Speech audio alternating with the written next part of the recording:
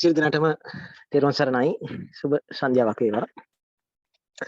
මම හිතන්නේ මේ විවේකී ඉරිදා දවසේ බොහොම කෙටි දැනුම් දීමක් සමගම අපි මේ පොඩි සාකච්ඡාවට කතිකාවතට එකතු වෙච්ච හැම දෙනාටම මුලින්ම මම ස්තුතිවන්ත වෙන්න කැමතියි.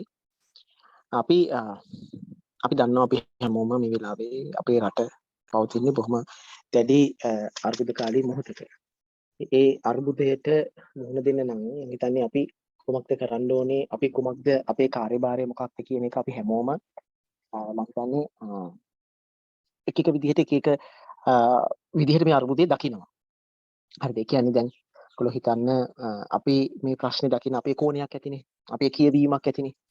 අපේ කියවීම එකිනෙකාට වෙනස් වෙන්න පුළුවන්. පුද්ගල ස්වභාවයන් වෙනස් වෙන නමුත් යථාර්ථවාදීව බැලුවොත් අපි මොන මතිමතාන්තරේ දරුවත් අපි දැන් ඉන්නේ යථාර්ථවාදීව බොහොම අර්බුදකාරී අවස්ථාවක. ඒ ජනතාවගේ මූලික අවශ්‍යතා පවා සම්පූර්ණ කර ගන්නට, ඉෂ්ට කර ගන්නට බැරි තැනකටපත් වෙලා තියෙනවා. තත්ත්වත ආහාර, සෞඛ්‍ය, ඒ වගේම තමයි තව ටික දවසකින් අධ්‍යාපනය පවා මිනිසුන්ට සහ මේ ඉන්ධන මේවා අපි කියන්න අවශ්‍ය නැහැ රටේ දැන් තියෙන අර්බුදය නිසා යථාර්ථවාදීව බොහොම අර්බුදකාරී තැනකට මේකටපත් වෙලා තියෙනවා. ඒතර මේකට මිනිස්සු ජනතාව මොනවද මේකට කරන්නේ? අපිට පේනවා මිනිස්සුගේ ප්‍රතිචාරය මොකක්ද කියලා. එක එක අය එක එක විදිහට තමන්ගේ ප්‍රතිචාරය දක්වනවා. කෙනෙක් බෝඩ් එකක් අරගෙන පාරට බහින්න පුළුවන්, ගෝල් පේස් එකට යන්න පුළුවන්.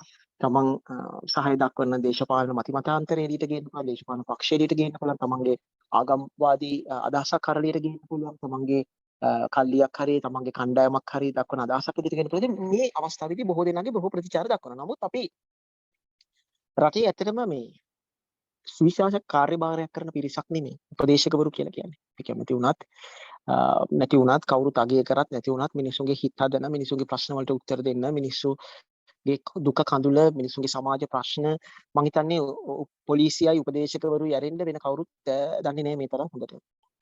ඒ නිසා මිනිස්සු වෙනුවෙන්, මනුෂ්‍යත්වය වෙනුවෙන්, ශ්‍රී ලාංකිකයන් වෙනුවෙන් අපිට මොනවද මේ වෙලාවේ කරන්න පුළුවන් යථාර්ථවාදී.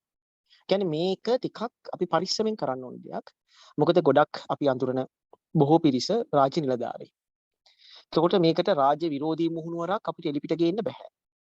අනිත් කාරණාව තමයි කිසිදු දේශපාලන පක්ෂයකවත් කිසිදු ආගමික මතවාදයක්වත් ගේන්නේ නැතුව එළියට බොහොම ස්වාධීන තැනක ඉඳලා බොහොම කියන්නේ නිවහල් තැනක ඉඳලා මධ්‍යස්ථ තැනක ඉඳලා මිනිස්සු වෙනුවෙන් කරන්න පුළුවන් මොනවද කියන එක ගැන උපදේශකවරු හැටියට අපිට කරන්න පුළුවන් මොකක්ද කියන එක අපි කතා කරන්නයි අද මේ දවසේ බලාපොරොත්තු වෙන්නේ. ඔබ දන්නවා උපදේශකවරු කියලා කියන්නේ අපි මේ ඉන්ටෙලෙක්චුවල් ප්‍රොෆෙෂන් එකක්. මේක මේ බුද්ධිමය වෘත්තියක්, බුද්ධිය භාවිත කරන වෘත්තියක්. අපිට පුළුවන් මිනිස්සුන්ට ඉන්ෆ්ලුවන්ස් එකක් කරන්න, මිනිස්සුන්ට බලපෑමක් කියලා කරන්න. අපි කතා කරන වචන, අපි දක්වන ආකල්ප අපිට ජනගත කරන්න පුළුවන්, සමාජගත කරන්න පුළුවන්. ඒක නිසා මම සියලු දෙනාගේම බලාපොරොත්තු වෙනවා අපි බොහොම සක්‍රීයව මේ කතිකාවත අරගෙන යමු බොහොම සුබවාදී තැනක ඉඳලා.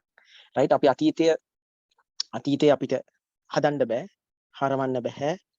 ඒ නිසා ඒ වුණත් අපිට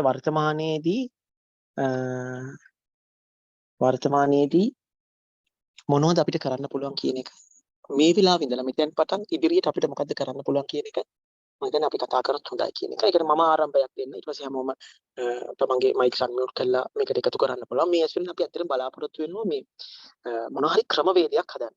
මේ අපි මේ සාකච්ඡා බලාපොරොත්තු වෙන්නේ අපිට අපේ වෘත්තීය මට්ටමින්, රාජකාරී මට්ටමින් කරන්න පුළුවන් මොකක්ද රටේ මිනිස්සු වෙනුවෙන් කියන එක කතා කරන්න මම හිතන්නේ මේක හොඳ අවස්ථාවක් වේවි. මම මේ කතිකාවත පටන් ගන්නවා මම පූර්විකාව කරගෙන. පළවෙනි කතන්දරේ තමයි මේ අපේ රටේ දේශපාලන සංස්කෘතියක් තියෙනවා. මේ දේශපාලන සංස්කෘතිය ඇතුලේ ඒක අපි මේ තාක්කල් දුරට පිළිගත්තා. මේ රට බිඳ වැටෙන තැනට එනකම්ම මේ දේශපාලන සංස්කෘතිය අපි එහි ප්‍රතිඵල අපි ඒකට පන්නරි ලබා දුන්නා. අපි ඒකට නිකන් අපිගේ උල්පන්දම් දුන්නා මේ දේශපාලන සංස්කෘතියට. එතකොට එහි ප්‍රතිඵලයක් හැටියට මම දකිනවා මේ රටේ දේශපාලන සංස්කෘතිය කියන එක වෙනස් කරන්න ඕනේ. එතකොට මිනිස්සුන්ගේ දේශපාලන සාක්ෂරතාවය කියන එක වෙනස් කරන්න. මේ මොහොත දක්වා අපි පවා මේක ගැන මේ ලොකු අවධානයක් යොමු කරේ නෑ. අපිත් හොයියා කියලා අපිත් ඡන්දේ පාවිච්චි කරා ගියපු ජනරැල්ලත් එක්ක. එතකොට මේ දේශපාලන සංස්කෘතිය අපි වෙනස් කරන්න ඕනේ තැන මම ඉන්නවා. මේකට පක්ෂ විපක්ෂ අදහස් අපි බලමු. එතකොට මේ දේශපාලන සංස්කෘතිය වෙනස් කරනවා මිනිස්සුන්ට අපේ රටේ මිනිස්සුන්ට දේශපාලන සාක්ෂරතාවයක් කියන එකක් හදලා දෙන්න ඕනේ. ඒ කියන්නේ දැන් තමන්ගේ පාරට තාර දෙමු පළියට, තමන්ගේ දරුවට රස්සාවක් දුන් පළියට, එහෙම නැත්නම් තමන්ගේ මරණාධාර සමිතියට කූඩාරමක් දීපු පළියට, ගමේ මොකක් හරි වැඩකට පොදු වැඩකට ආධාරයක් දුන් පළියට අපිට බෑ අපිට පත්වෙන ජන නියෝජිතයා තීරණය කරන්න. මිනිසුන්ව ඒක ක්‍රමවත් වැඩපිළිවෙලකට දැනුවත් කරන්න ඕනේ. කියන්නේ හරිම අවාසනාවන්තයි කිසිම පාර්ශවයක් කිසිම සංවිධානයක් කිසිම වෘත්තීය එකතුවක් එතෙන්ට ගේන දැන් හැමෝම මේ අර්බුදයට කෙටි කාලින විසඳුම් වගේම දීර්ඝ කාලින විසඳුම් තියෙනවානේ. කෙටි කාලින විසඳුම් අපි පිළිගන්නවා, අපි මිනිස්සු එකට වැඩ කරනවා. මම මේ කතා කරන්නේ කෙටි කාලින වගේම දීර්ඝ කාලින වශයෙන් අපිට මොකක්ද කරන්න පුළුවන් කියන එක. ඒක තමයි මිනිස්සුන්ට ප්‍රතිපත්ති දේශපාලනය. ඒ කියන්නේ අපි කැපුවත් කොළ, කැපුවත් නිල්, කැපුවත් රතු රෝස නැතුව අපි කොහොමද ප්‍රතිපත්තිමය දේශපාලනයකට මිනිස්සු ගෙනියන්නේ? රටක් ගැන හිතරයක් කතරයක් ගන්නට. ඒක තමයි අංක 1 මං ඉන්න තැන. දෙවෙනි තැන මේ රාජ්‍ය මුදල් රාජ්‍ය සම්පත් අවභාවිතය වෙනුවෙන් ඕනෙම තැනක කතා කරන්න මිනිස්සුන්ට හයියක් දෙන එක, ධෛර්යයක් දෙන එක. ඒ වගේ තමයි ඒට විරුද්ධව නැගී සිටින්න මිනිස්සුන්ට අවශ්‍ය කරන ආත්ම ශක්තිය ලබා දෙන එක දෙවෙනි වතාව. ඒක දේශපාලනික වශයෙන් විතරක් නෙමෙයි. ඔබ රෝහලකට ගියොත් වෛද්‍යවරයා ඔබට නොමනා හැටියට සැලකුවොත් ඔබට අවශ්‍ය කරන සේවයක් ලබන්න බැරි වුණොත් රෝගියට කතා කරන්න තියෙන ප්ලැට්ෆෝම් එකක්. එහෙම නැත්නම් හයියක්, ඔටොනොමි එකක්, ප්‍රතිශක්තියක් අපි දෙන්න ඕනේ. ඒකට මිනිස්සු හදන්න ඕනේ. ඔබට විරුද්ධ වෙන්න අයිතියක් තියෙනවා. ඔබට අපට වෙච්ච අසාධාරණේ කතා කරන්න. ඒ වෙනුවෙන් ඔවුන් වෙනුවෙන් එකට නගා සිටින ඔවුන් වෙන දැන් අපි දන්නවා නීති ආධාර කොමිෂන් සභාව ඉදිරිපත් වෙලා තියෙනවා. නීතිඥවරු. ඒක හරි වටිනවා. ඒතකොට ඒ සඳහා මිනිස්සුම පෙළ ගැස්විය යුතුයි කියන තැන දෙවෙනි තැන මම ඉන්නවා. ඉස්සරහට පවා. ඒ කියන්නේ අපි හිතමුකෝ දේශපාලඥයන්ගේ නොආඩ කියන්නේ විවිධාකාර හැසිරීම් මිනිස්සු ඉවසුවනේ. ඒක සියලුම දේශපාලන. ඒතකොට ඒවට විරුද්ධව කතා කරන. මේ දැන් ওই අරගලෙට මේ ජන විරෝධයට මිනිස්සු එළියට එනවා වගේ මේක මෙතනින් ඉවර වෙන්න බෑ. දැන් තෙල් ටික ලැබිලා ලයිට් ටික පැය 24ම ලැබිලා මේ ප්‍රශ්නේ කොහෙන් හරි මොකක් හරි කළා පැලැස්තර විසඳුමක් ගෙනාවට රජයක් දේශපාලඥයෙක් ප්‍රශ්න කරන තැනට මිනිස්සු ගේන්න ඕනේ. රාජ්‍ය නිලධාරියෙක් ප්‍රශ්න කරන තැනට මිනිස්සු ගේන්න ඕනේ. ඒක මම ඉන්නේ දෙවෙනි තැන. තුන්වෙනි තැන තමයි මේ ප්‍රචණ්ඩත්වය මිනිස්සු භාවිතා කරන. මේක ප්‍රචණ්ඩත්වය මේකට විසඳුමක් නෙමෙයි. ප්‍රචණ්ඩත්වයෙන් වාසි ලැබෙන්නේ වෙන කොටසකට. තියෙනවද සමහරලාට පාලක රජයට එකකින් වාසි ලැබෙන්නේ. මේ අරගලය මේ වර්තමාන අරගලයේ නිවැරදි දිශානතිය. කොහොමද ගේන්න ඕනේ කියන එක අපි කතා කරන්න ඕනේ. අපිට කතා කරන්න ප්ලැට්ෆෝම් තියෙනවා. අපි කියන සමාජ ජාල කියලා කියන්නේ එක ප්ලැට්ෆෝම් එකක්. ඊපස්සේ අපි අඳුරන අපි රාජකාරී කරන තැන අපේ අනිත් වෘත්තිකයෝ කියන්නේ එක ප්ලැට්ෆෝම් එකක්. ඒ නිසා අපි මේ අරගලයේ නිවැරදි දිශානතිය විය යුත්තේ කොහොමද? අපිව යම් කිසි ගොඩකට වැටෙන්නේ නැතුව, අපිම ලේබලයක් ගහන්න නැතුව, අපිටම මොකක් හරි චෝදනාවක් එල්ල කරගන්න නැතුව, අපි කොහොමද මිනිස්සුන්ට අරගලයේ නිවැරදි දිශානතිය පෙන්වන්නේ කියන එක මේ විප්ලවයේ මේ සමාජ විප්ලවයේ කොහොමද ගෙනියන්න ඕනේ කියන එක. අපි හැමදාම විශ්වාස කරපු දෙයක් තමයි දැන් රටවල් ආර්ථිකව වැටිලා තියෙනවා. ජපානය වැටිලා තියෙනවා. මේ හිරෝෂිමා නාගසාකි බෝම්බ වලින් ජර්මනිය වැටුණා. ඒ හැම තැනකම වැටිච්ච තැනක ඉඳලා අපි නැකිට්ටා. ප්‍රංශය නැකිට්ටා. ජනතාව නැකිටේ බුද්ධි විප්ලවයකින්. ඒසොගේ චින්තන විප්ලවයකින්. ඒකට අපි උපදේශකවරු හැටියට අපි කොහොමද කරන්නේ කියලා අපි මොනවා හරි වර්කින් කමිටි එකක් වගේ අපිලා අපි මේක පිළිබඳව ප්ලෑන් කරලා අපිට කරන්න පුළුවන් දේ මොකක්ද කියන එක මේ වෙලාවේ මම හිතන්නේ මේක අපි හැමෝම අපේ යුගයේ අවශ්‍යතාවයක්. මිනිස්සු එක යුගවල මිනිස්සු තම තමන්ගේ වැඩ කොටස හරියට කරපු නිසානේ අපි මෙතෙන්ට ඉන්නේ. එතකොට වැඩ කොටස නොකරපු නිසාවෙන් තමයි ඉතිහාසයේ කළු පැල්ලම් තියෙන්නේ. 80 89 කලබල වගේ. ඒ නිසා මේක ඒ තත්ත්වයට යන්නේ නැතුව බොහොම දුර්දාන්ත ආය අවුරුදු ගණනාවකට නැගිට ගන්න බැරි තැනකට මේ රටපත් වෙන්නේ නැතුව අපි කොහොමද මේක මෙතනින් වෙනස් කරගන්නේ කියන එක මම යෝජනා කරන ඕගලන්ට අපිට ගේන්න කියලා කවුරුත් දේශයන් කරලා කතා කරන්න පුළුවන්. මයික්ස් අන්මියුට් කරන්න අවස්ථාව තියෙන සංවාදයේ විවෘතයි.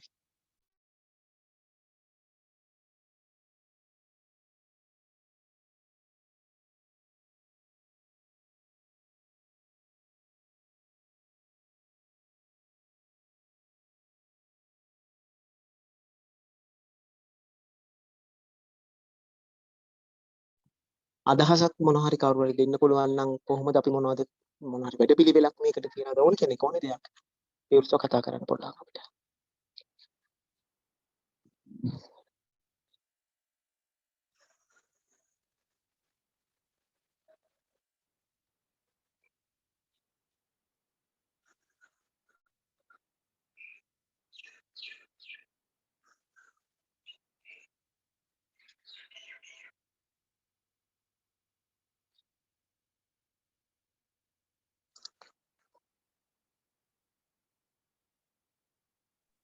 ડોක්ටර් අපේ ධම්මවිජය ස්වාමීන් වහන්සේ අද සම්බන්ධ වෙනවද මේ දේශනයට?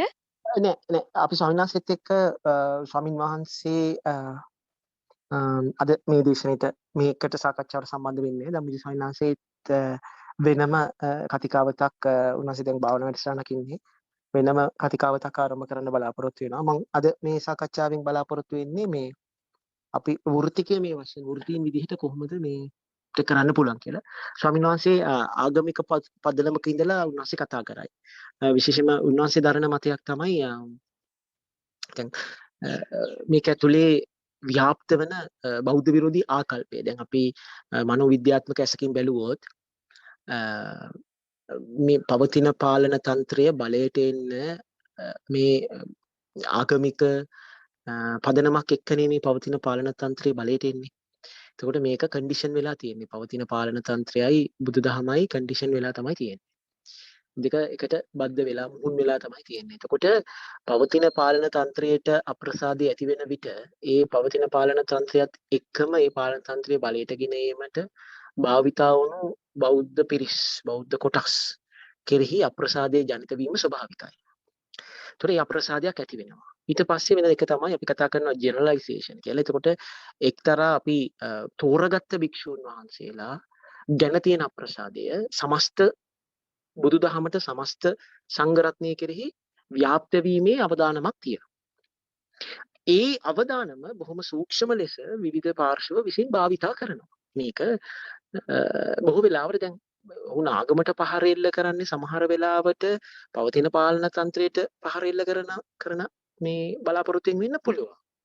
නමුත් කෙසේ නමුත් සිද්ධ වෙන්නේ බුදුදහමට තර්ජනයක් එල්ල වෙන එක. ධම්මවිජය ස්වාමීන් වහන්සේ ඒක ගැන කතා කරා. අපි ආගමික පදනම පිළිබඳව මම මේ කතා කරන්න ආවේ අද සාකච්ඡා කරන්න බලාපොරොත්තු වෙන අපි වෘත්තිකයන් හැටියට උපදේශකවරු හැටියට අපි කොහොමද මේ කොතෙන්ද අපි එන්න ඕනේ කියන එක මොනවද අපිට කරන්න පුළුවන් කියන එක බලමද ඔයගලගේ අදහස් විමසන්න.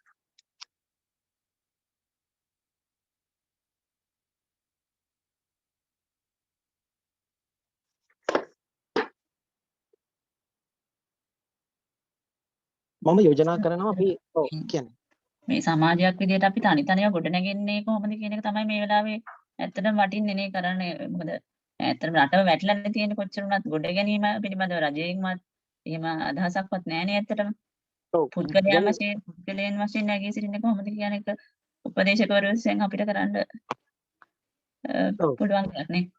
ඒක තේරෙනවා. නේ බොහොම ස්තුතියි ඒකට මේ ඒකතු කිරීම කරාට ඒක මම හිතන්නේ උපදේශකවරු හැටියට අපිට කරන්න පුළුවන් තවත් පැතිකඩක්. ඒ කියන්නේ පුද්ගල සංවර්ධනය කියන එක. දැන් පොඩි උදාහරණයක් හැටියට දැන් මෙච්චර කල් ගෙදර ලයිට් එකක් පත්තු කරනකොට ඒක පිටිපස්සේ තියෙන ක්‍රියාදාමය අපිට තේරුනේ නැහනේ. මේකට බල ශක්තිය කොච්චර යනවද මෙතෙන්ට රටේ පියදම කොතනද යනවද කියලා දැන් පොඩි උදාහරණයක් හැටියට දැන් ගල්ලංගුරු වලින් විදුලි ඒකකයක් නිෂ්පාදනය කරන රුපියල් 47ක පිරිවැයක් යනවා කියලා කියන මේ ආරංචියක් ආවා. එතකොට අපිට කොහොමද මිනිස්සු හැටියට අපි දරන දේශපාලන මතවාදී කුමක් වුණත් අපිට රටක් ගැන හැටියට හිතලා මේ සකසුරුවම් ජීවන රටාවකට මිනිස්සු හුරු කරන එක විදුලි ආර පරිවර්තනය පාවිච්චි කරනවා වගේ මම හිතන්නේ ඒ වගේ උදාහරණයක් ගන්න පුළුවන්. එතකොට මේ දේශීය භාණ්ඩ දේශීය නිෂ්පාදන අගය කරන තැනට දැන් අපි හිතමුකෝ කොස්සක් ගන්න ගියොත් අපි මොන වගේ කොස්සක්ද ගන්න? ඉදලක් ගන්න ගියොත් අපි රට ඉදලක්ද ගන්න ප්ලාස්ටික් ඉදලක්ද ගන්න. අන්න ඒ වගේ ඉන්ඩිවිජුවල් ඒවා අපිට හදන්න පුළුවන් මිනිස්සුන්ගේ. මොකද මිනිස්සුන්ට මේ දැන් අපිට දැන් තේරෙනවද ඉස්සර අපි තේරුනේ නෑනේ මේව ගන්න ඩොලර් ඕනේ. මේ විදේශිකයන්ගේ පැමිණීමේ වටිනාකම මොකක්ද? මේ ඇත්තට මේ අන්තර්ජාතික වෙළඳාම කොහොමද වෙන්නේ? රටක ඩොලර් ශාන්තිය මේවා අපි දන්නේ නෑනේ. මේ අපිට තීරුනේ නෑනේ. ලෝක බැංකුව මේ මහ බැංකුවේ මේ මොනවද මේකේ දායකත්වයේ මහ බැංකුවේ දැන් අපිට තේරෙන දැන් අවබෝධයක් තියෙනවනේ යම් තාක් දුරට අපිට පුළුවන් එක්කෝ ආර්ථික විශේෂඥයොත් එක්ක අත්වල බැඳගෙන පුද්ගලයා රටේ ආර්ථිකයට දක්වන දායකත්වය ගැන දැනුවත් කිරීම මාලාවක් කරන්න. අපි කට්ටිය අපේ Facebook වල පෝස්ට් ටිකක් දැම්මත් ඇතිනේ අපි හැමෝම කතා වෙලා එක පෝස්ට් එකක් හදලා ඒ පොදු පෝස්ට් එක අපි හැමෝම දාන අපේ හැමෝටම FB account එකක් තියෙනවා. අපි ඉන්න groups තියෙනවා. අපිට ඒක ගැන කතා කරන්න පුළුවන්. ඒක ඇත්තටම හොඳ පොයින්ට් එකක් නේ. නෑ මේ හරියට හිටිය. පනාවට ඊට පස්සේ මේ ඒක තමයි මට දැනගන්න ඕනේ ඒ පැතිකඩ අපිට කරගෙන යන්න පුළුවන්. පුද්ගල සංවර්ධනය කියනවා කෑල්ල කොටස. අපේ පරිභෝජන රටාව right අපි දැන් හැම එකක්ම අපි බඩුවක් ගන්නකොට මේක පිටරටින් නම් ගන්න අපිට ඒකට ආදේශකයක් තියෙනවා නම් ඒක පරිභෝජන රටාව වෙනස් කරන්න. අපි කෑම ගන්න එක පවා අපි ආහාර පරිභෝජන රටාව වෙනස් කරන්න. භාණ්ඩ පරිභෝජන රටාව වෙනස් කරන්න. අපි ඒට මම යෝජනා කරනවා අපිට පුළුවන් මේ පොඩි ක්‍රියාකාරී කමිටුවක් වගේ එකක් හදලා වර්කින් කමිටි එකක් වගේ එකක් හදලා ඒ කමිටි එක ඇතුලේ අපි සම්පත් පුද්ගලයෝ ටික අරගෙන පොඩි වැඩපිළිවෙලක් අපිට සාකච්ඡා කරගෙන යන්න පුළුවන්. මම හිතන්නේ ඒක හොඳයි කියලා මට හිතෙනවා. එතකොට මේ ඉස්සරහට අපිට මේ කතිකාවත කරගෙන යන්න පුළුවන්. අපිට මහා ලොකුවට ඉහළින් අවශ්‍ය වෙන්නේ නැහැ. අපි කිහිප දෙනා වුණත් මේක කතා කරගෙන අපිට කරන්න පුළුවන් ටික අපිට කතා කරන්න පුළුවන් කියලා මම හිතනවා. තව කවුරු හරි ඉන්නවද මොනවා හරි එකතු කරන්න බලාපොරොත්තු වෙන? සර් මම අදහසක් එකතු කරන්න කැමතියි. ඒ කියන්නේ දැන් ගොඩාක් පාසල් දරුවෝ අතරේ මේ රටේ තියෙන වර්තමාන තත්ත්වය සම්බන්ධව ඒගොල්ලන්ගේ වෙනම අදහසක් තියෙනවා. ඒ කියන්නේ මේ අදහස අපිට 88 89 මතකයි අපි පුංචි කාලේදී. ඒ කියන්නේ මේක ප්‍රයෝජනෙට අරගෙන මේ දරුවෝ ප්‍රචණ්ඩත්වයට යොමු කරගත්තා එක්තරා පාර්ශවයන් විසින්. ඉතින් මේ දරුවන්ගේ මානසිකත්වය මේ තැනටත් යන්න පුළුවන් නේද? එතකොට ඒ වෙනුවෙන් අපිට දෙයක් කරන්න පුළුවන් නේද? කියන අදහස. ඔව් අනිවාර්යයෙන් දැන් අනිත් ගොඩ පිං අමාලිය ඇත්තට මේ අදහස ඒක මොකද අපේ රටේ දැන් තරුණ සහ නවයෝන් පරපුර කියන්නේ දේ ඕනේ කෙනෙක්ගේ දේශපාලනික ඉලක්ක වලට බොහොම ලේසියෙන්ම අල්ලගන්න පුළුවන් අපි කියන්නේ කස්ටම් බේස් එකක් කියලා. ඒ කියන්නේ ඉලක්කගත ප්‍රජාවක් නව යෞවනය සහ තරුණයෝ කියලා කියන්නේ. ඒතර විශේෂයෙන්ම ඔවුන්ගේ ආවේගශීලී ස්වභාවය. එතකොට ඒක ලස්සනට ප්‍රයෝජනයට ගන්න පුළුවන්. දැන් අද මම හිතන්නේ අන්තරේ පෙළපාලියක් වගේ. ඒතකොට මෙතන මේක ආවේගයෙන් අපිට විසඳන්න පුළුවන්. අපි දන්නවා දැන් මේ රට විවසන කීයකට නම් අපි මුහුණ දීලා තියෙනවාද? එතකොට මේ රටේ ජීවිත හානි, ලේ හානි කොයිතරම්නම් වෙලා තියෙනවද? ඒ නිසා මේක මේ අරගලේ අරමුණ ප්‍රචණ්ඩත්වයේ නෙමෙයි කියන එක අපි ඒත්තු ගන්නන්න ඕනේ. ඉතින් ඊටාත්ම පැහැදිලි මේක මේ ආයුධ අතට අරගෙනවත් ප්‍රචණ්ඩත්වයෙන් නම් මේක ඉවර කරන්න බෑ. ලංකාවේ ජනගහනයට හරියන මූනිස්සම් ප්‍රමාණය තියෙනවා. එතකොට ආරක්ෂක අංශවලට බලය තියෙනවා. රටක සාමය ආරක්ෂා කර ගැනීමේ වගකීම උන්ගේ අතට දීලා තියෙනවා. එතකොට දැන් අපි දැක්කා මේ බස් වලට මේවා කරනවා, කෝච්චි කුඩු කරනවා. දැන් මේවා තුලත් යන්නේ මිනිසුන්ගේ සල්ලි. දැන් අර අසනීප වෙලා ඉන්න මිනිස්සෙක්, ලෙඩෙන්නට වෙලා ඉන්න මිනිස්සෙක්ට තවත් හානි කරනවා වගේ, තවත් මේ මිනිස්සයා තුවාල කරනවා වගේ මේ ලංකා මාතාව මේ වැටලා ඉන්න අන්ත අසරණ තත්ත්වෙනුත් තවත් ප්‍රචණ්ඩත්වයක් මේක ඇතුලේ තව වර්ධනය වුණොත් මේක තවත් අමාරු වෙනවා. අපිට තවත් නැගිටින්න අමාරු වෙනවා. ප්‍රජාවක් හැටියට අපිට මේ දුක තව සෑහෙන කාලයක් විඳින්න වෙනවා. අපි දන්නවනේ දැන් කවුරු බලයට ආවත් මොන රාජතන්ත්‍රය ආවත් මේ ප්‍රශ්න ටිකට එක්වරම කාටවත් විසඳුම් හොයන්න බෑ. අපි කොච්චර කරත් මේ මුදල් රාජසන්ත කරගෙන මේ ප්‍රශ්න විසඳන්න පුළුවන් කියලා මම හිතන මේ මිනිස්සු හොරා කන මිනිස්සු හොරා කන්නේ මහා පරිමාණයෙන් හොරා කන මිනිස්සු හොරා කන්නේ කවදාවත් ඒ සල්ලි ආයි මේ අහු නොවන විදිහට. ඒ නිසා මම හිතන්නේ එච්චර තද බල යාන්ත්‍රණයක් මේ ලෝක ඉතිහාසෙවත් තිබිලා තියෙනවද කියලා රටක් ගොඩගෙන මේ නමුත් අපිට මේ තියෙන සිස්ටම් එක අනිවාර්යයෙන්ම අපි වෙනස් කරන්න ඕනේ. එතෙන්ට මිනිස්සු හදන්න ඕනේ සහ මේ අරගලයේ ප්‍රචණ්ඩත්වයෙන් තොර සාමකාමී එකක් කරේ. ඒවේ අපිට ප්‍රතිඵල තියෙන දැන් මාටින් ලූතර් කිංගේ අරගල ව්‍යාපාරය කතා කරන්න පුළුවන්. නෙල්සන් මැන්ඩෙලාගේ අරගල ව්‍යාපාරය කතා කරන්න පුළුවන්. මහත්මා ගාන්ධිගේ අරගල ව්‍යාපාරය කතා කරන්න පුළුවන්. මේ හැම එකක්ම සාමකාමී අරගල ව්‍යාපාර.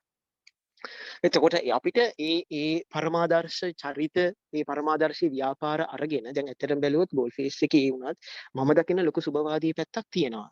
මොකද රඹුක්කන තිබුණේ නැති දෙයක් ගෝල් ෆේස් එකේ තියෙනවා. ඒක රඹුක්කන මෙතන මිනිස්සුන්ගේ මානසිකත්වය වෙනස්.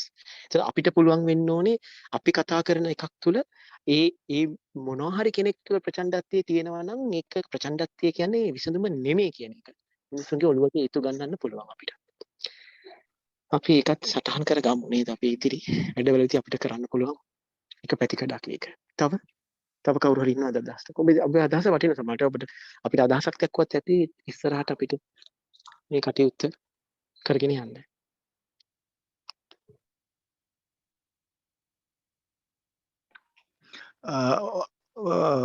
ඔබතුමා ඉන්නේ මේ අරගලේ කරගෙන යා යුතුයි කියන අදහසේද එහෙම නැත්නම් ප්‍රජාතන්ත්‍රවාදී විදියට ව්‍යවස්ථාව අනුව කටයුතු කර යුතුයි කියන තත්ත්වයේද දැන් මම සාමාන්‍යයෙන් වෘත්තිකයෙක් හැටියට උත්තරේ දුන්නොත් මේ අරගලය තුලින් ලැබුණු දෙයක් තියෙනවා.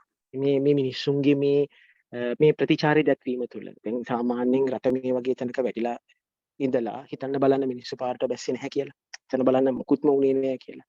නැහ සමහර වෙලාවට මේ අපි අද දකින සමහර වෙනස්කම්වත් සිද්ධ නොවෙන්න ඉඩ තිබුණා. අනිත් කාරණාව තමයි මිනිස්සුන්ගේ දැන් මට තියෙන පීඩනය නිසා මට මේ තියෙන පීඩනය නිසා තමයි මම මේ විදිහට අපි මේ වගේ සාකච්ඡාවක් තියමු කියලා හිතලා මේ විදිහට අපේ වෘත්තීය මට්ටමින් අපි එකතු වෙලා අපි වැඩ කරන්න බලාපොරොත්තු වෙනවා. සාමාන්‍ය පුරවැසියට තමන්ගේ තියෙන පීඩනය එළියට දාගන්න එක ක්‍රමවේදයක් තමයි මේක. නමුත් ඒක දැමිය යුතු ආකාරය කොහොමද කියන එකට සමහරලාට මිනිස්සුන්ට අවබෝධයක් නැහැ. නිසා මම ඉන්නේ බොහොම මැදහත් තැනක. මම කියන්නේ අරගලය කියන එක, ජනතා අරගලය කියන එක අතිශය සාධාරණයි, අතිශය ස්වභාවිකයි. හැබැයි ඒ වගේම තමයි අපිට අනිවාර්යයෙන්ම මේකට දේශපාලනික මේ මිනිස්සුන්ගේ දේශපාලන සාක්ෂරතාවය වෙනස් වෙලා ප්‍රජාතන්ත්‍රවාදී විදිහට කොහොමද ප්‍රජාතන්ත්‍රවාදී විදිහට තමයි මේ සිද්ධ විය යුත්තේ. ඒ කියන්නේ අනිවාර්යයෙන්ම මේක පාර්ලිමේන්තුවෙන් හෝ විධායකයෙන් හෝ තමයි මේක වෙන්න ඕනේ. අනිවාර්යයෙන්ම අවසන් විසඳුම ප්‍රජාතාන්ත්‍රිකයි. කොහොමත් හිතන්නකෝ අපිට මුකුත්ම කරන්න බැරි වුණා කියලා ඊළඟ ඡන්දෙදී. ඡන්දෙ වෙනකන් අපිට මුකුත්ම කරන්න බැරි වුණත් ඊළඟ ඡන්දෙදී වෘත්තික මේ හැටියට මිනිස්සු එළියට බහින්න ඕනේ. මිනිස්සු කතා කරන්න ඕනේ අර සාම්ප්‍රදායික දේශපාලන රාමුවෙන් බැහැර වෙලා. නිසා අනිවාර්ය සේවා මේක මුකුත් නැති වුණත් ඉස්සරහට මේ ජනතාවගේ කරමතින් බලයට අරගෙන තමන්ගේ බලය අවභාවිතා කරගෙන අයථා ලෙස මුදල් උපයන්න කිසිම දේශපාලනඥයෙකුට ඉඩ නොතියන්න අපි මිනිස්සුන්ට වග බලා ගන්න ඕනේ. අපි ඒකට මිනිස්සුන්ට පාර පෙන්නන්න. අන්න එතන තමයි පෞද්ගලිකව මම ඉන්නේ. බහුසුත්ති ප්‍රශ්නෙට. ස්තුතියි ඔබතුමාට. දැන් මෙතන තත්ත්වයේ තියෙන දැන් මීට වැඩිය ලොකු ප්‍රශ්න වුණා මහ බැංකුව හොරා කෑව කියලා එකට කියන්නේ යහපාලනේ තියෙන කාලේ. එතකොට කවුරුත් පාරට බැස්සේ නැහැ. එතකොට ඔවුන් ඒ දැන් දේශපාලනය කතා කරනව නෙමෙයි. නමුත් අපි විවෘත කතා කරන්න ඕන කියලා මම හිතනවා. ඔවුන් හිටියේ බටහිර ගැති ආණ්ඩුවක් හිටියේ. දැන් තියෙන්නේ එහෙම ආණ්ඩුවක් නෙමෙයි. නමුත් බටහිර ගැති නොවුන ගමන්ම ආණ්ඩුව පෙළීමට කටයුතු මොනවා හරි කරන විදිය අපි මෙතන අරගලේ අපිට පෙන්වන්න පැත්තේ විතරක් නෙමෙයි ඊට යටි අරමුණු අපි සඳහන් කරගන්න ඕනේ. දැන් ලිබියාව ඉරාකය ඒවැ උන ඒවා අපි දැනගන්න ඕනේ. ඒවට දැන් වෙලා තියෙන තත්ත්වය බලන්න ඕනේ. ඔය කියන අරගල කළා වෙච්ච වැඩ. එතකොට මෙතන ඔයිට වැඩිය ලොකු මේවා දැන් ඔය කියන දැන් මේ කියන්නේ එක්කෙනෙක්ව යවන්න කියන්නේ. නමුත් ඊට වැඩිය ලොකු හොරගම් කරපු කට්ටිය තව ඉන්නේ ඔයගොල්ලන් නම් කියන්නේ. දැන් පාස්කු ප්‍රහාරය ගත්තොතින් පාස්කු ප්‍රහාරය වෙන්න ඉඩ දෙච්ච මිනිස්සුන්ට බනින්නේ නැහැ. ඒකේ පරීක්ෂණ නොකර මිනිස්සුන්ට බනින්නේ. ඔව්.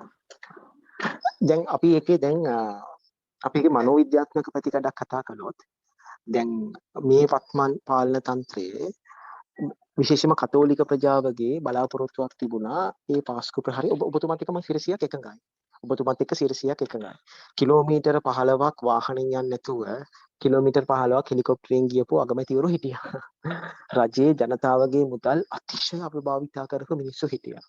එතකොට අපි කතා කරොත් අපේ ගල් අඟුරු ප්‍රොජෙක්ට් එකකින් ඒ කියන්නේ කෝටි වලින් මුදල් ගසා කාපු පාලකයෝ දේශපාලඥයෝ හැම රජයකම අපි දැක්කා. කියන්නේ සහ බොහෝ වෙලාවට දැන් අපිට ඇත්තටම හරි අවාසනාවන්ත තත්ත්වයක් නේ ශ්‍රී ලාංකික ඡන්ද ජායකයාට අත් වෙලා තියෙන්නේ. මේක ෆෝරම් කීපයකම කතා වෙනවා කියන්නේ. අපිට දැන් පවතින පාලන තන්ත්‍රයක් හොඳ නෑ කියලා හිතලා ඒකට විකල්ප බලාපොරොත්තුවක් තමයි අපිට හැමදාම දෙන්න වෙලා තියෙන්නේ. දැන් කාලයක් රණසිංහ ප්‍රේමදාසයන් හොඳ නෑ කියලා අපි චන්ද්‍රිකා ගෙනාවා. ඊට පස්සේ චන්ද්‍රිකා හොඳ නෑ කියලා ආයි UNP එක ගෙනාවා. ආයි මහින්ද රාජපක්ෂ මහත්තයා ගෙනාවා. මේ විදිහට අපි යනවා. ඔබතුමා කියන කතාව ඇත්ත. අනිවාර්යයෙන්ම මේක ඇතුලේ විවිධ සූක්ෂම බලවේග රසක් ක්‍රියාත්මක වෙනවා. ඒක ගැන කිසිම විවාදයක් නෑ. ඒ රැස ඇතුලේ අපේ ආගමික සංහිතියාවට ඇත්තටම වෙලා තියෙන බාධාවක්. දැන් කවුරු හරි මේක කතා කරන්න ගියොත් ඕනේ කෙනෙක් ඒ ටීම් එකට විරුද්ධව ඕනේ කෙනෙක් කතා කරොත් ටක් ගාලා යාව මේ අරගලයට බාධා කරන කාගේ හරි අතකොළුවක් කියලා අර මාජිනලයිස් කළා අසාමාන්‍ය අන්තර්ජාලය තුළ සයිබර් අවකාශය තුළ අසාමාන්‍ය විරෝධයක් කාලා ඒක යටපත් කරනවා. දැන් පොඩි උදාහරණයක් ඇරෙන්න දැන් අපේ උපදේශන සභාවේ අපිට දේශන පවත්වන ධම්මවිජය ස්වාමීන් වහන්සේ මේ ගැන කතා කරාට පස්සේ එක දවසින් උන්වහන්සේගේ ලක්ෂ ගාණක් හිටපු Facebook page එක බ්ලොක් කළා පහළ දැම්මා.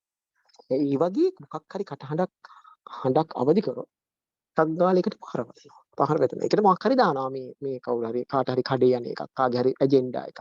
දැන් එතකොට වෙන බලවේග වලින් එනවට කවුරුත් චෝදනා කරන්නේ නැහැ ඒවට. ඒවා ඇජෙන්ඩාස් නෙමෙයි මේවා ඇජෙන්ඩාස්. ඒ වගේ බොහොම සියුම් කතාබහක් මෙතන තියෙන්නේ. නමුත් මේ හැම එකක්ම දැනගෙන අපි බලාපොරොත්තු වෙන්නේ ප්‍රායෝගික වැඩපිළිවෙලක් මිනිස්සුන්ට දෙන්න. කොහොමද රටක පුරවැසියෝ හැටියට මේ වගේ තත්යකට රටපත් වෙන්නේ නැතුව පැහැදිලිවම පැවති පාලන තන්ත්‍ර සහ පවතින පාලන තන්ත්‍රයේ මේ වග කියන්න ඕනේනේ.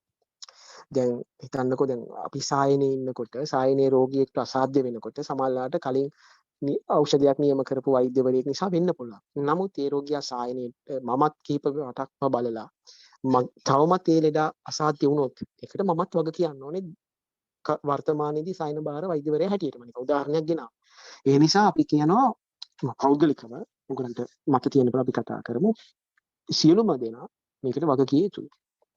නිසා අපි මිනිස්සුන්ට තමන් ඊළඟ ඡන්දෙදී මීට වඩා ඔළුව කල්පනා කරන්න මීට වඩා සාක්ෂරතාවයකින් වැඩ කරන්න අපි කියලා දෙමු. ඒ වගේම තමයි මේක අස්සේ මේක ඔස්සේ සූක්ෂම බලවේග ක්‍රියාත්මක වෙනවා. ඒගොල්ලෝ අර බොරදියේ මාළු බාගට. ඒගොල්ලන්ට අහු නොවෙන්න අපි මිනිස්සුන්ට කියලා දෙන්න ඕනේ. මේගොල්ලන්ගේ මේවා මේ දේවල් මේගොල්ලෝ කතා කරනවා මෙතන. ඒකත් අපි බලන්න පැහැදිලිද කතෝලික ප්‍රජාව අපි දන්නවා මේ දෙන්දී මේ පාලන තන්ත්‍රයත් එක්ක හිටියා. ඒතකොට මේ ප්‍රජාව බලාපොරොත්තු වෙන මේක මේගොල්ලන්ට අයිති උනේ නැහැ. ඒගොල්ලන්ට දේශිත උනේ නැහැ. ඒ නිසා ඒගොල්ලෝ දැන් මේ පාලන තන්ත්‍රයට විරුද්ධව නැගී සිටිනවා. ඒ නිසා බොහොම ස්තුතියි රස මහත්තයා මේ අපිට විස්තර කියලා දුන්නට කතා කරාට අපි බලමු කොහොමද ප්‍රායෝගිකව මිනිස්සුන්ට අපි දෙයක් කරන්න කියලා.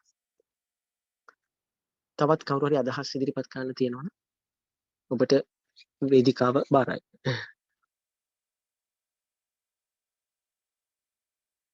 අපි මං හිතනවා මොනවා හරි අපි වර්කින් කමිටි එකක් හදමුද මේකට කොහොමද අපි ඉස්සරහට වැඩ කරන්න කියලා කතා කරගෙන මේ වර්කින් කමිටි එක ඇතුලේ නිවිසන සිල්ලේ මම හිතන අපිට කතා කරන්න පුළුවන් මොනවද අපිට කරන්න පුළුවන් කියලා හැමෝටම ඉතින්දී අදහසක් වන්නත් පුළුවන් මොකද කරන්න කියලා අපි ඒක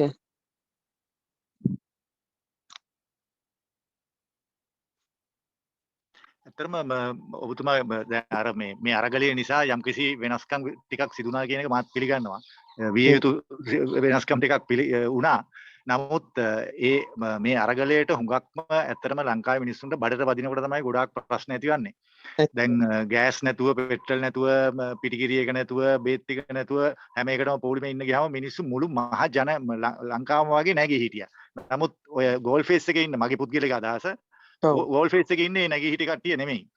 අර නැගී හිටපු කට්ටියගේ ශක්තිය අරගෙන මේගොල්ලෝ මෙතෙන්ට ආවා. නමුත් ඒ කට්ටියට අවශ්‍ය දේ දීගෙන යනකොට ඒ කට්ටිය ඒ අනිත් කරපු වැඩ ගැන හිතලා මේක ඉවර කරගන්නවා. නමුත් ගෝල් ෆේස් කට්ටිය එහෙම නෙමෙයි. ඒගොල්ලොන්ට අර මස් රාත්තලම ඕන තත්ත්වයක ඉන්නේ.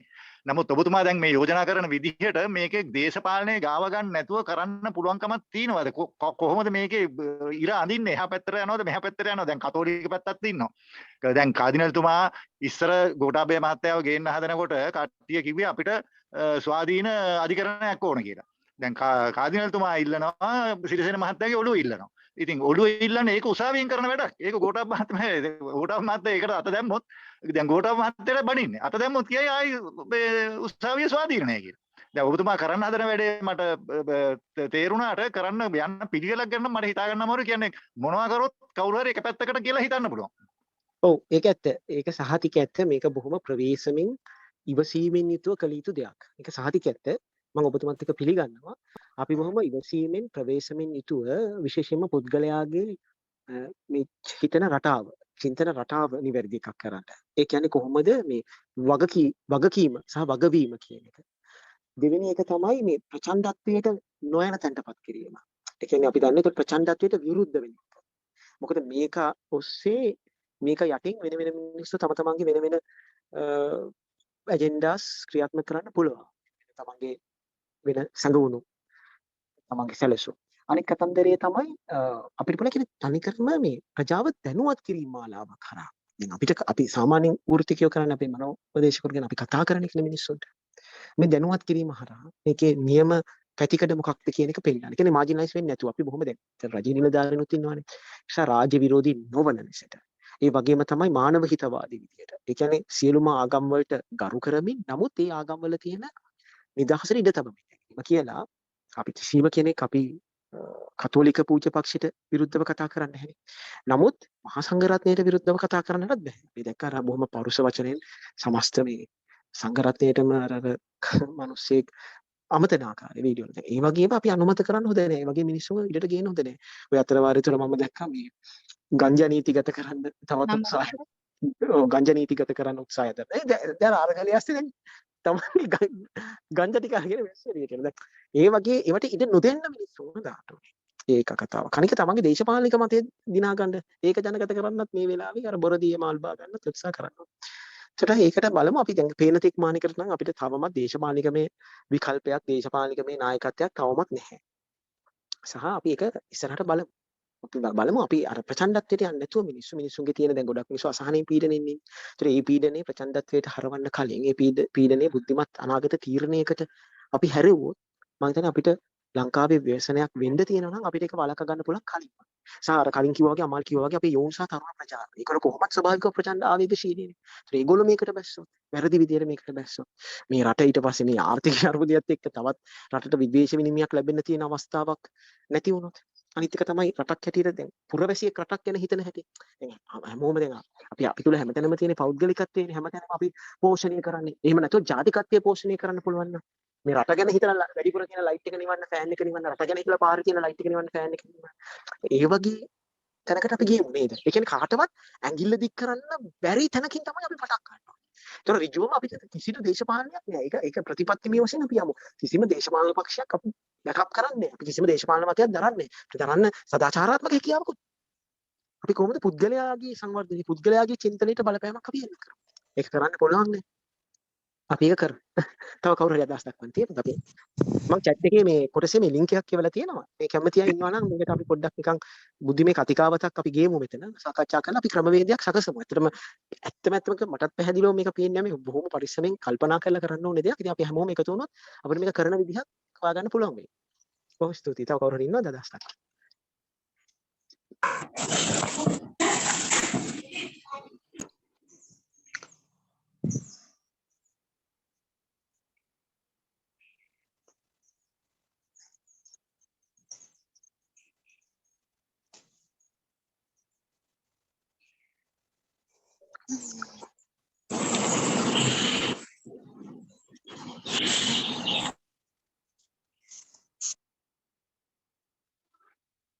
හොඳයි සක්‍රියව කාට හරි අදහස් අදගෙන chat කොටසේ හරි දක්වන්න පුළුවන් අපිට ඒක ගැන සාකච්ඡා කරන්න පුළුවන් මොකක් හරි මතයක් ඉදිරිපත් කරන්න තියෙනවද එහෙම ඉදිරිපත් කරන්න නැත්නම් මම link එකක් එවුවා මේ chat එකේ පොඩි WhatsApp group එක මේ දැන් හැදුවා අපි ඒක ගැන තවදුරටත් මේ කතිකාව කරගෙන යමු මොකද මිනිස්සුන්ගේ මේ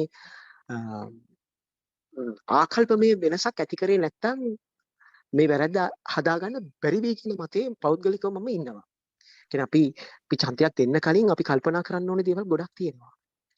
ඒ නිසා ඒව කල්පනා කරලා බලලා දවසක අපේ රටට වග කියන වග වෙන නායකත්වය සමහරවිට දැනද පොඩි අයට පුළුවන් අපි මේ පොඩි කණ්ඩායමක් වුණත් අපිට පුළුවන් ලොකු වෙනස්කම් දවසක ඇති කරන්න. ධනාත්මක විදියට අවිහිංසාවාදී. ඉතින් අපි එහෙම යම් තව කාට හරි අදහසක් දක්වන්න තියෙනවා නම් මට අවස්ථාව දෙන්න පුළුවන් අපිට තව විනාඩි 5ක් විතර කාලයක් ඉතුරු තියෙනවා. ඩොක්ටර් මම හිතනවා ඇත්තටම අපි අරගලයේ සම්බන්ධයෙන් හොඳ පැත්ත හෝ වර්ධ පැත්ත දැක්කොත් ඒක දේශපාලනීකරණය වෙන්න පුළුවන්.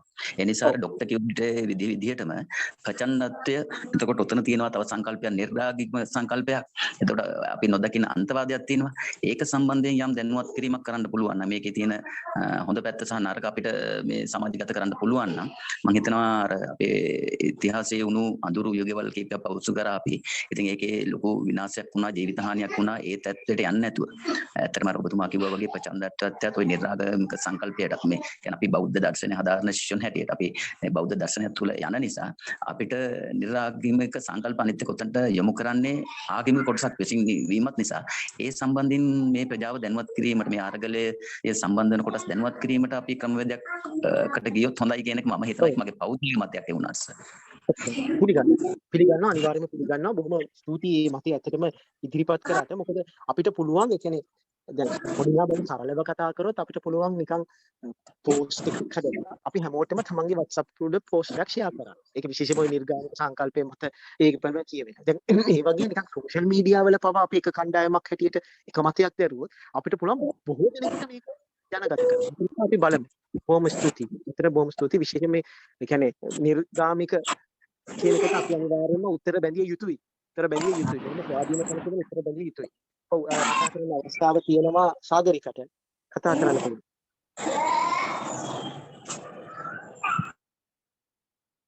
සාගරිකා ගුණසේකර කතා කරන අවස්ථාවක් ඉල්ලලා තියෙනවා.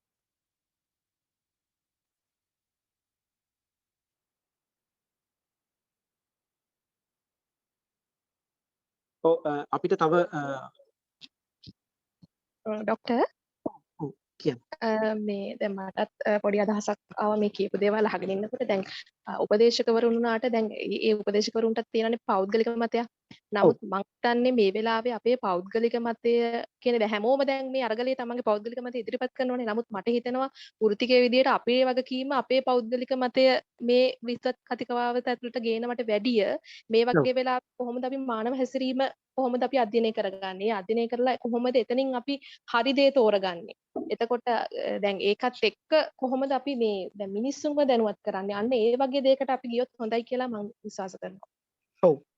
බොහොම ස්තුතියි ඒ අදහස් දැක්වීමට මේ කියනකොට මට මතක් වුණේ දැන් අපිට පුළුවන් ওই සමහර මානව හැසිරීම වල තියෙන මනෝවිද්‍යාත්මක පදනම පැහැදිලි කරලා දෙන්න. විශේෂයෙන්ම ඔය ආවේගයන් ප්‍රචණ්ඩත්වයන් තුල තියෙන. ඒ තුලින් සමාජය තුල දැනුවත්භාවය ඇති වෙනවා. දැන් පොඩි උදාහරණයක් අපි සෝෂල් සයිකොලොජි පැත්ත ගත්තොත් සමහර වෙලාවට දැන් අපේ තියෙන ඔය මේ අපි කියන ඔය ඇට්‍රිබියුෂනල් එරර්, සිටුේෂනල් ඇට්‍රිබියුෂනල් එරර්ස් අපි සමාජයේ අපි ගන්න සමහර වැරදි තීරණ තීන්දුව කියන්නේ රිසර්ච් වලින් පෙන්නලා තියෙනනේ දැනුවත්භාවය නිසාම නැති වෙනවා කියලා.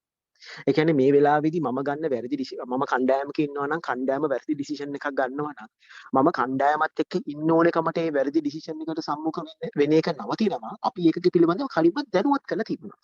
අපිට පුළුවන් පොඩි මනෝවිද්‍යාවෙන් පොඩි අර්ථකථන කිහිපයක් ගේන්න. ඒක අපේ ප්‍රජාව දැනුවත් කරන්න පුළුවන්. පොඩි උදාහරණයක් හැටියට දැන් විශේෂයෙන්ම රටක වගේ කෑම කන්න නැති වෙලා ඉන්නකොට අපිට ශනිකව ආවේගශීලී වීම ශනික විසඳුමක් ඇතිවීම ඒක ස්වභාවිකයි. පෙට්‍රල් පොලිමක පැය 4-5ක් ඉඳලා කටුකාල එකපාරට බවුසරේ එන්නේ නැති වුණාම හරිය මොකක් හරි එකක් නැති වුණාම ඒකට ඇති වෙන ප්‍රචණ්ඩත්වය සාමාන්‍ය. ඒතර සමාජයේ තියෙන අපි දෙනා ඇන්ටි සෝෂල් පර්සනැලිටිස් මේ වෙලාවේ තමන්ගේ රැස් වෙන්නන්න පටන් ගන්නවා. ඒ සමාජ විරෝධී පෞරුෂ තියෙන මිනිස්සු ඔය මිනිස්සු තමයි ඔය ගිනි තියන්නේ. ඒතර මේ වගේ මිනිස්සු ඉන්නවා. ඒගොල්ලෝ පරිස්සම් කරගන්න. ඒගොල්ලෝ ඈඩ් කරලා තියාගන්න. ඒගොල්ලෝ සිටුේෂන්ස් වලින් ඉවත් කරලා තියාගන්න. ඒක හරි වැදගත්. සමහර වෙලාවල් කණ්ඩායමේ තියන් මේ ප්‍රචණ්ඩත්වය ඇති කරන්නේ කීප දෙනයි. දෙන්නයි තුන් දෙනයි. ඒතර ඒ වගේ අය ප්‍රජාව දැනුවත් වෙලා තිබුණත් ඒ වගේ අය ඉවත් කරන්න. ප්‍රජාව විසින්ම ඉවත් කරන්න පුළුවන්. ඉතින් ඒක ගැන අපිට දැනුවත් කිරීම මාලාවක් යන්න පුළුවන්. අපි පොඩි ප්‍රෝග්‍රෑම් එකක් හදාගෙන අපි නිකන් අපේ Facebook වල ස්ටේටස් ඩේලි අප්ඩේට් කරත් අපි හැමෝම එකම පෝස්ට් එකක් අප්ඩේට් කරත් සමහරවිට අපිට මිනිස්සු 10000 ගණක් අපිට රීච් කරන්න පුළුවන්. 10 දෙනෙක් මේව කර 10 දෙනෙක්ට පුළුවන් 100 දෙනෙක් රීච් කරන්න. සාමාන්‍යයෙන් ඕනේ අපි ඕනෙම ෆොටෝ එකක් දැම්මත් ඉතින් මොනවා කරත් දවස් දෙක තුනක් යනවා ලයික් 70ක් 100ක් වැටෙනවානේ. ඒ නිසා අපිට ඒක කරන්න පුළුවන් මම නම් කියන්නේ. අපි සමාජ මාධ්‍යම භාවිත කරනවා. අපිට වෙන මාධ්‍ය ඕනේ අපිට YouTube channels තියෙනවා අපිට ඒක දාන්න පුළුවන්. දැන් අපිට ඒ වගේ ඕනේ නම් අපිට පුළුවන් බෞද්ධ උපදේශන සභාවට YouTube channel එකක් හදන්න. අපි එකකින් පොඩි කට්ටිය වීඩියෝස් හදලා දැම්මොත් අපිට පුළුවන් එකකින් ප්‍රචාරය කරන්න. අපි හැමෝටම පොඩි වීඩියෝ ක්ලිප් එකක් දාලා මේ අරගලයට කොහොමද අපි ඉන්න ඕනේ කියලා අපිට පුළුවන් උපදේශකවරු හැටියට විනාඩි 2-3ක් කතා කරන්න. ඊට පස්සේ අපිට පුළුවන් ඒක සමාජගත කරන්න. ඒකත් හොඳ මේ ක්‍රමවේදයක් අපිට මිනිස්සුන්ට කතා කරන්න පුළුවන්. කතා කරන තව අවස්ථාව තියෙනවා. කතා කරන්නද මම සාගරිකා? ඔව් කතා කරන්න. මෙහිමයි මම පොඩි අදහසක් දෙන්නයි කතා කරේ. දැන් රට කඩා වැටෙනවත් එක්කම අපි එකපාරට දැක්ක රට හැර යනවා කියලා පින්තූර හැමතැනම මාධ්‍ය ඔස්සේ ප්‍රචාර වෙන්න පටන් ගත්තා. ඇත්තටම ඒ වෙලාවේ රට හැර යන්න එපා කියලා ගොඩක් අය සමාජ මාධ්‍ය වලින් කතා කරා. මිනිසුන්ගේ තියෙන බිය තමයි මෙතෙන්දී මොකද අනාගතේ කොයි වගේ වෙයිද දන්නේ නැහැ කියලා තමයි රට හැර යන්න පටන් ගත්තේ. ඇත්තටම අපිට වේදනාවක් ඇති වුණා සමහරක් වෙලාවට අපිත් යනවාද කියලාත් හිතුණා. ඒ කියන්නේ මේ වෙලාවේ එක්කෙනාගේ සිතුවිලි අනුව තමයි තීරණය වුණේ. දැන් ඒක යටපත් වෙලා මේ වගේ මේ දැන් ඒ වෙලාවේ බහුතරයක් අය හිටියේ මේ වගේ රටක ජීවත් වෙලා වැඩක් නැහැ. මේ රටේ වැඩක් නැහැ. රටට ආදරේ නැහැ. අපේ රට මේ මොන වගේ රටක්ද මේ වගේ ඊට වඩා හොඳ රටවල් ලෝකේ තියෙනවා. ඒ වගේ අදහසක් තිබුණා. පොඩි දරුවෝ ගාවත් ඒක තිබ්බ. හැබැයි මේ වෙලාවේ මම කියන්නේ මේක හොඳයි මේ වගේ කෑ ගහලා පාරවල් අහුරලා එහෙම කරන එක හොඳයි කියන එක නෙමෙයි මම කියන්නේ. මේ විදිහට මිනිස්සු ඇත්තටම රටට ආදරේ ඇති. මේ රටේ රැඳිච්ච මිනිස්සු කොටස තමයි මේ කෑ ගහන්න පටන් ගත්තේ. ඒ කියන්නේ රට තුල රැඳෙන කණ්ඩායමක්. එතකොට ඒක දැක්කම අර පුංචි දරුවෝ පවා මම පාසලක උගන්වන ගුරුවරියක්. ඒ නිසා මම දැක්කා රටට ආදරේ කියන එක මේක අපේ රට මේක ඕනේ මේක රැක ගන්න ඕනේ කියන ආකල්පම වෙනස පොඩි රටේම ඇති වුණා. ඒක හොඳ විදිහට මම දකිනවා මේ අරගලය තුලින් වෙච්ච. අරගලය තුල සිදුවෙන දේවල් කියන්න හොඳයිද නරකයිද කියන්න නෙමෙයි මම කියන්නේ අරගලය නිසා සිදුවෙච්ච ආකල්පම වෙනසක් තියෙනවා රටේ. ඒක යහපත් දෙයක්. එතකොට අන්න ඒක එහෙම වුණා ඒත් එක්කම තව දෙයක් වෙනවා මේ පාසල් තුල මම පාසලේ දැක්ක දේ කියන්නේ අතන තියෙන පුංචි කෑලි අරගෙන ඉස්කෝලේ තුල මේ මොලෝදයක් දන්නේ නැති චූටි ළමයි කෑ ගහන්න ගත්තා. ඒකට අපි ඉඩ දෙන්න බෑ. ගුරුවරු විදිහට පාසලේ විනය රකින්න ඒ වගේ දේවල් එතන සිදු වුණාට පාසල තුල ඒක වෙන්න බෑ කියන එකට අපිට කරන්න පුළුවන්. අපි අපේ පරිසරය අපි රැක ගන්න ඕනේ. මේ දෙපැත්තම ඒක එහෙ යද්දී අපි වටේ ඉන්න පරිසරය අපි රැක ගන්න ඕනේ කුඩා දරුවන්ව. නමුත් අපි වටේ ඉන්නවා නම් යම්කිසි කණ්ඩායමක් ආවේගශීලී වෙලා මේකට යනවා නම් ඒගොල්ලන් අපි හසුරවන්න ඕනේ. ආවේගශීලී වෙලා ඔයා මේ සමහරක් වෙලාවට ඔයා විනාශ වෙන්න පුළුවන්. ඔයාගේ කියන්නේ අසල්වාසියෙක් ලෙඩ වෙන්න පුළුවන්. රණ්ඩු කරගෙන මේ හොස්පිටල් යන්න වෙන්න පුළුවන්. මේ වගේ දේවල් වෙන්න පුළුවන්. ඒ නිසා අපිට පුළුවන් අපේ පරිසරය දැන්වත් කරලා ඒගොල්ලන්ව සංසුන් කරලා කල යුතු දේ ඒ අවස්ථාවේදී කල යුතුයි කියන එක පැහැදිලි කරලා දෙන්න. මගේ අදහසක් විදිහට ඉදිරිපත් කරේ. ඉතාමත්ම වටින අදහසක්. මම හිතන්නේ ඒක අපේ න්‍යාය පත්‍රයට අපිට අනිවාර්යයෙන්ම ඇතුල් කරන්න පුළුවන් වෙනවා. විශේෂයෙන් මේ කුඩා දරුවෝ. මොකද උන් අනුකරණයට බොහොම කැමතිනේ. ඒගොල්ලෝ ජීවිත ඉගෙන ගන්න අනුකරණය තුල ඉන්නේ. එතකොට මේ වැරදි අනුකරණ ජීවිතයට අනිවාර්යයෙන්ම ඇතුල් කරගන්න පුළුවන්. එතකොට මේ ඒ සිතුවිලි රටාවල් එක්ක මේ ළමයි වැඩි වියටපත් වෙනකොට විශේෂයෙන් දැන් ඔය නිරාගාමික සංකල්ප. එහෙම නැත්නම් වෙන අන්‍යාගාමික සංකල්පත් එක්ක ළමයි ලොකු වෙනකොට අපි දන්නවා අපිට දැන් අපි සෞඛ්‍ය ගැන කතා කරත් අපිට තියෙනවා මේ ආධ්‍යාත්මික සෞඛ්‍ය කියලා කෑල්ලක්. මේක WHO එකෙම කියන කතාවක්. ඒතර ආධ්‍යාත්මික සෞඛ්‍යයට අනිවාර්යයෙන්ම අපි අදහන විශ්වාස කරන ආගමික පසුබිම කියන එක අත්‍යවශ්‍ය දෙයක්. එතකොට දැන් ඒ නිසාම තමයි මේ දරුවන්ට මේ වගේ සංකල්ප කියොත් ඇත්තටම බැලුවොත් මේ රට ඉන්නේ ලොකු අනතුරක අභිමුඛ. දැන් මේ වගේ සිතුවිලි පරම්පරාවල් එක මේ ළමයි ලොකු වුණොත් බොහෝ වෙලාවට බොහෝ බහුතරයක් අපේ මේ අපිට ලොකු ඉතිහාසයක් තියෙන අපේ බුද්ධ ආගමට පවා අපේ ස්වාමීන් වහන්සේලාට පවා දානේ නොලැබෙන තත්ත්වයක් පත් වෙන්න පුළුවන්. දැන්ටම කියනවනේ ඇයි දානේ ගන්නෙ? ඇයි මේවා මේ රටේ මේ වෙලාවේ රටට බරක් නේ කියලා ඒ වගේ මතිමතාන්තර පවා යනවා. ඉතින් ඒ වගේ ඒවා නිවැරදි කරන්න පුළුවන්. විශේෂයෙන්ම මේව වලින් දරුවන් ඈත් කරලා තියන්න කියන එක අපිට බොහොම මේ ප්‍රබල පණිවිඩයක් සමාජයට ගෙනියන්න පුළුවන් මේ වෙලාවේ දරුවෝ ඈත් කරන එක. දැන් ගුරුවරයෙක් හිටියට ඔබතුමියට පොඩි වොයිස් කට්ටයක් හරි පොඩි වීඩියෝ ක්ලිප් එකක් හරි හදලා අපිට ඒක අපේ ෆෝරම් එකක අපිට දාන්න පුළුවන්. ඊට පස්සේ අපිට පුළුවන් අපි හැමෝටම මේක ෂෙයා කරන්න. දරුවෝ වෙන මේ වගේ දරුවෝ ගාව ගන්න එපා. ගෙවල් වල දරුවෝ ඉන්න වෙලාවට මේක කතා කරන්න එපා. මේවා ඉස්කෝලේ ඇතුළට ගේන්න එපා. දරුවන්ට මේ ගැටලු ඔලුවට දාන්න එපා කියන කතන්දරේ. ඒක තාමත්ම වැදගත් මම හිතන්නේ. අපිට මේ අපි න්‍යාය පත්‍රයට දාලා අපි ඒකට වැඩ පිළිවෙලක් අපි සකසමු. බොහොම ස්තුතියි අදහස් දැක්වීමට. සඳු කතා කරන්න පුළුවන්. සඳු කතා කරන්න පුළුවන්.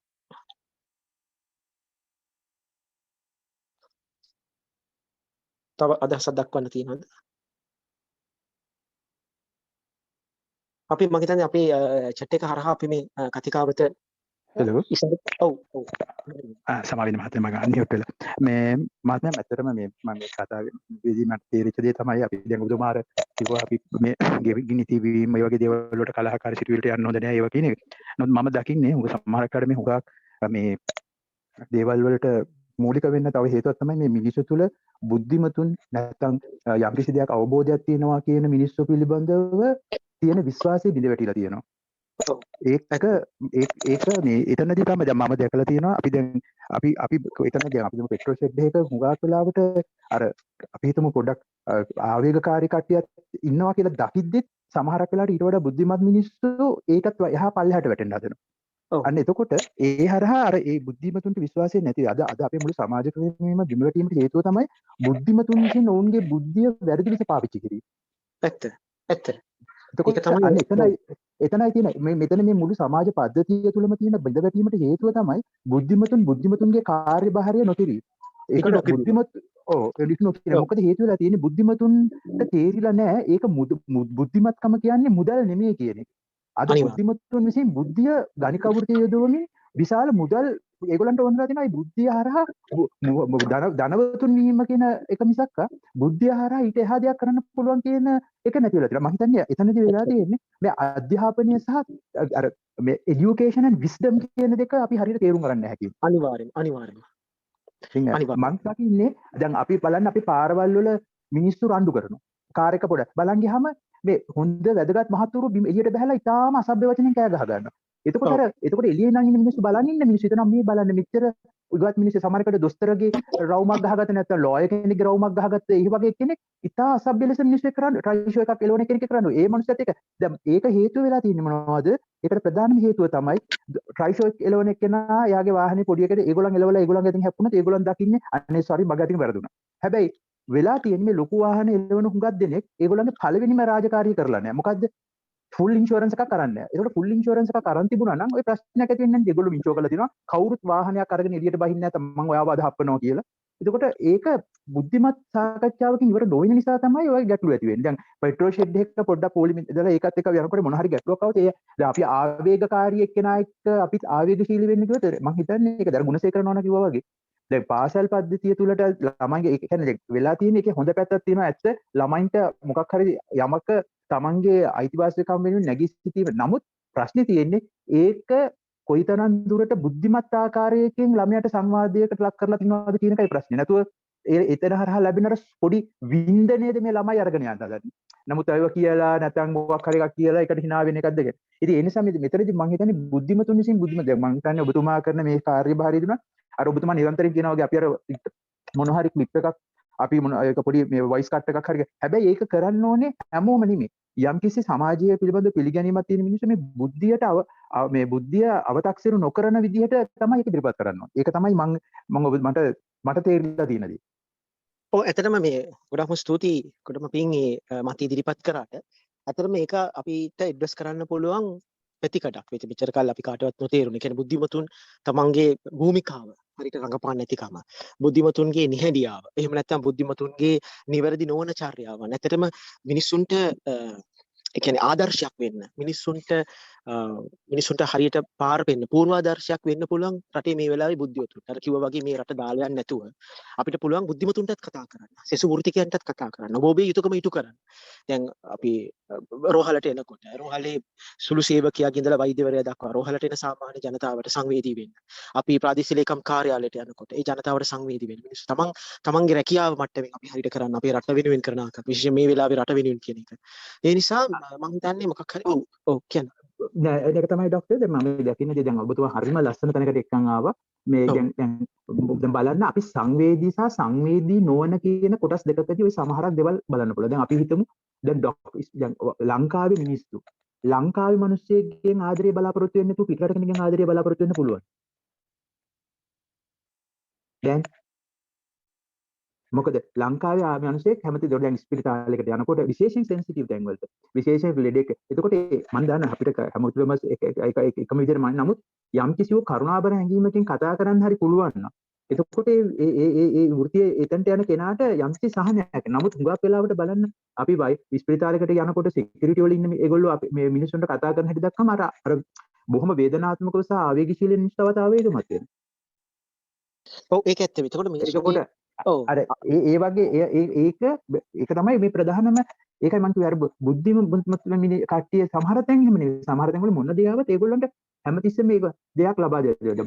මේ හැම ගැටලුවකම අපිට මට තේරිච්ච දේ තමයි මේ මම කියන පුද්ගලයා ඇතුළුව අපි හැමෝම මේ යම් කිසි ආකාරයකට මේ හැම කොටසකටම වැරදි ලෙස දායක වෙලා තියෙනවා. ඒ දායක වීමේ අග්‍ර ප්‍රතිඵලය තමයි මේ ලැබිලා තියෙන්නේ.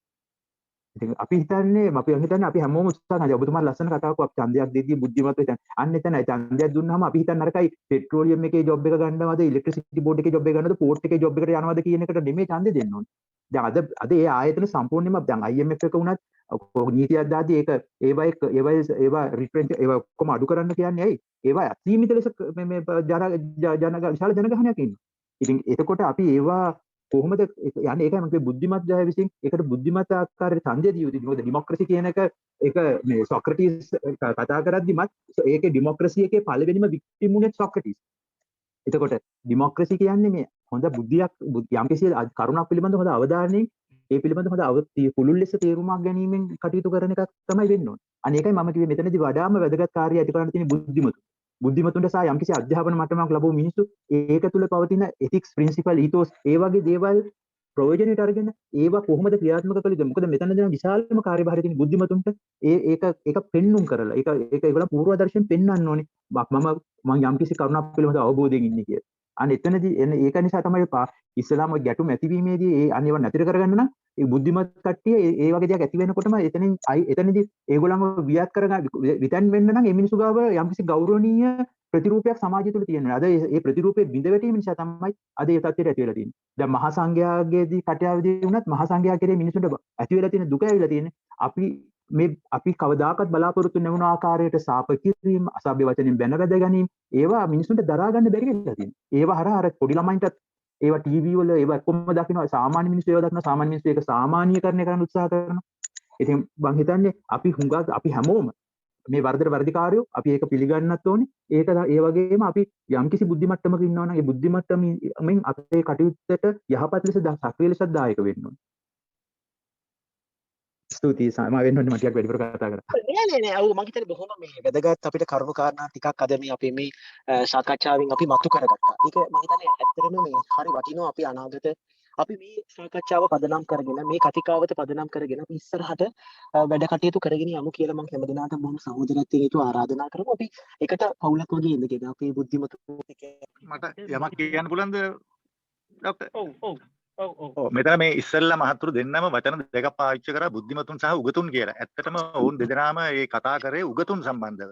උගතුන් කියන්නේ අනුන්ගෙන් දෙයක් ගත්තු කට්ටිය. ඒ කියන්නේ අනුන්ගෙන් දෙයක් අරගෙන ඒ ගැන වැඩ කරන කට්ටිය. බුද්ධිමතා කියන්නේ තමන් විසින්ම ස්වයං අවබෝධයෙන් ලබාගත්තු දෙයක්. ඉතින් ඔතන වැඩේ තියෙන්නේ ඔය උගතුන් සමහරලාට ඔය හොඳ නැති විදිහට හැසිරෙනවා තමයි. නමුත් බුද්ධිමතා එහෙම කරන්නේ නැහැ. ප්‍රශ්නේ තියෙන්නේ බුද්ධිමතා යමක් කරන්න ගියාම නුගතුන් ඔවුන්ට පහර ගහනවා. එතකොට බුද්ධිමතා ඉස්සරහට එන්නේ නැහැ. මේ බුද්ධිමතාගේ නිහඬතාවය තමයි ගොඩාක් ප්‍රශ්නේ තියෙන්නේ. ඔබ අනිත් එක ඔබතුමා මේ කරන කාර්යය හුඟක් හොඳයි. නමුත් මේකේ පක්ෂපාත නැතුව කරන්න හදන එක තමයි අමාරුම වැඩේ. ඒක කරන්න පුළුවන් වේවා කියලා මම ප්‍රාර්ථනා කරනවා.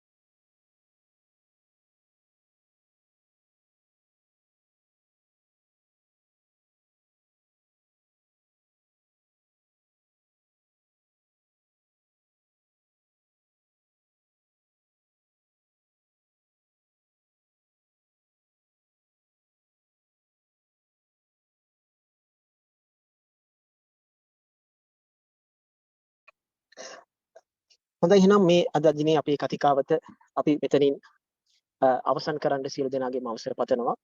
අපි හැමදෙනාම කිසිදු පාට දේශපාලන අරමුණක් පදනමක් නැතුව හුදු මානව හිතවාදීව මිනිස්සුන්ගේ යහපත වෙනුවෙන් අපිට යුගයේ වගකීම ඉටු කරන්න අපිට. අපි හැමෝටම ශක්තිය ධෛර්ය වාසනාව ලැබේවා. අදිෂ්ඨාන ශීලීව නිවැරදි ශ්‍රී ලංකාවක් හදන්නට අපිට හැකි පමණින් අපි උත්සාහ කරමු, කටයුතු කරමු.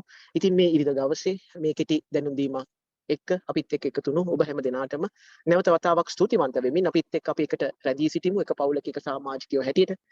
බුද්ධිමතුන් ලෙසට, වෘත්තිකයන් ලෙසට, උගතුන් ලෙසට මේ හැම දෙනෙක් ලෙසට අපි එකට එකතු වෙලා අපිට කළ හැකි පරිදි අපිට පොඩි හරි දායකත්වයක් දරන්න පුළුවන් නම් මේ රට හොඳ ලස්සන රටක් බවට පත් කරගන්න, රටේ ජනතාවට යහපතක් කරන්න අපි යුගයේ ඒ වගකීම ඉටු කරමු. ඒ වගකීම ඉටු කරන අපි හැමෝටම ශක්තිය අවස්ථාව උදා වේවා. අපි අදිෂ්ඨාන කරගමු. අපි එකට එකතු වෙලා වැඩ කරමු කියලා. හැම දිනටම තෙරුවන් සරණයි. අපි නැවත වතාවක් මේ වගේ කතිකාවතින් ඉක්මනටම නැවතත් මුණ ගැහෙමු. තෙරුවන් සරණයි. අද අපේ සාකච්ඡාව මෙතනින් සමාප්තයි. Thank you, Doctor.